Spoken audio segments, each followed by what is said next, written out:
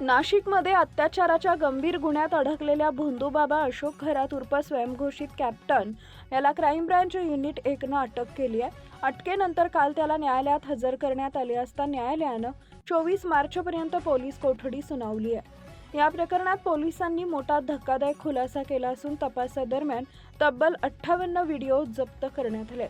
या व्हिडिओमध्ये काही नामांकित महिला आणि सेलिब्रिटी संबंधित असल्याची माहिती वरिष्ठ अधिकाऱ्यांनी दिली आहे. त्यामुळे या प्रकरणाची व्याप्ती अधिक गंभीर होत चालली आहे. अशोक खरात हा नाशिकच्या कॅनडा कॉर्नर सारख्या उच्चभ्रू भागात स्वतःचा दरबार चालवत होता. भविष्य सांगण्याच्या नावाखाली अनेक बडे नेते आणि सेलिब्रिटी त्याच्याकडे येत असल्याचं समोर आलंय. मात्र याच ठिकाणी एका महिलेवर लैंगिक अत्याचार करतानाचा प्रकार कॅमेऱ्यात कैद झाला आणि अखेर त्याचा भांडाफोड झाला. या घटनेनंतर राजकीय वर्तुळातही खळबळ उडाली आहे. राष्ट्रवादी काँग्रेसच्या नेत्या रुपाली चाकणकर यांचा अशोक खरातच्या पाद्यपूजेचा व्हिडिओ समोर आल्यानंतर त्यांच्या राजीनाम्याची मागणी होती आहे. तसेच मुख्यमंत्री असताना एकनाथ शिंदे, राधाकृष्ण विखे पाटील आणि दीपक केसरकर यांनीही खरातच्या दरबाराला भेट दिल्याची माहिती पुढे आली आहे. दरम्यान पोलिसांकडून या प्रकरणाचा सखोल तपास सुरू असून आणखी धक्कादायक माहिती समोर येण्याची शक्यता व्यक्त केली जाते.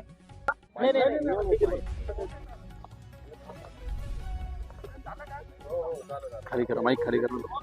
तर कॅप्टन खरात यांना अटक केलेली आहे. काय नेमकी तक्रार होती आणि काय आपण कारवाई केली? पोलीस स्टेशन सरकारवाडा येथे CR नंबर 74/2024 असा गुन्हा दाखल झालेला आहे. फिर्यादीच्या तक्रारीवरून भारतीय न्यायसंहिता कलम 64, 74, 351 आणि जादूटोणा प्रतिबंधक कायदा कलम 3, कलम 1, 2 प्रमाणे हा गुन्हा दाखल करण्यात आलेला आहे. तपास चालू आहे. क्राईम ब्रांच युनिट 1 आणि गुंडा पथक तपास करीत आहे. काय तक्रार होती? फिर्यादीच्या तक्रारीवरून FIR दाखल करण्यात आलेली आहे.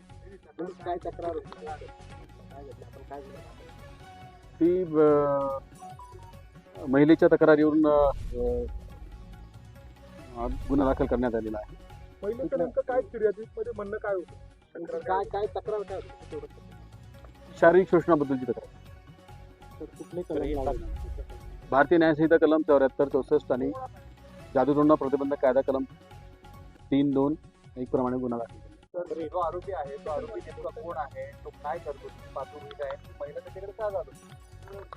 सध्या तपास चालू आहे. फिर्यादीचं नाव उघड होऊ नये म्हणून जास्त डिटेल देता आले.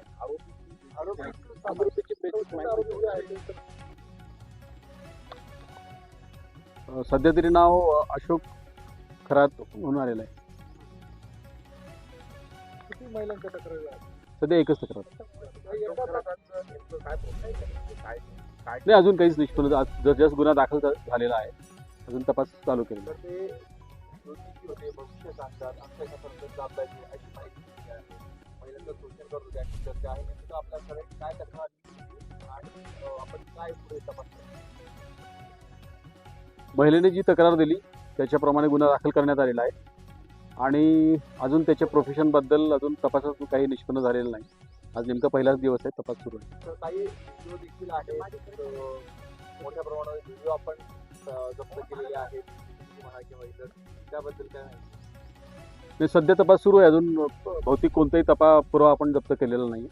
आरोपी एकच आहे की आणखी आरोपी? सध्या तरी आरोपी एकच आहे.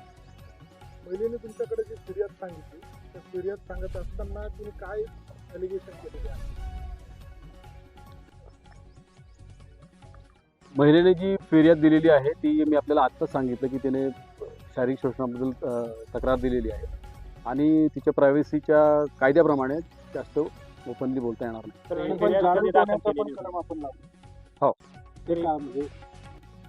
ते तिथे अट्रॅक्ट होतं ना म्हणून लावलेलं आहे. तर फिर्याद ही कधी दाखल झाली? हा, काल दाखल झाली ना रात्री. प्रकरण कधी होतं? प्रकरण कधी 2022 होतं? कधीपर्यंत? 24 पर्यंत आहे असं फिर्यादी सध्या तरी दिलेलं आहे. आणि जे अत्याचार झाल्याचं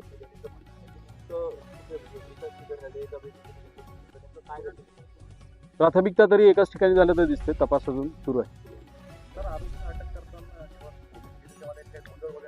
नाही,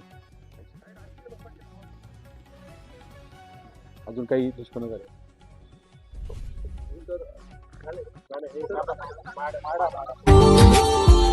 Subscribe now and press the bell icon. Never miss an update.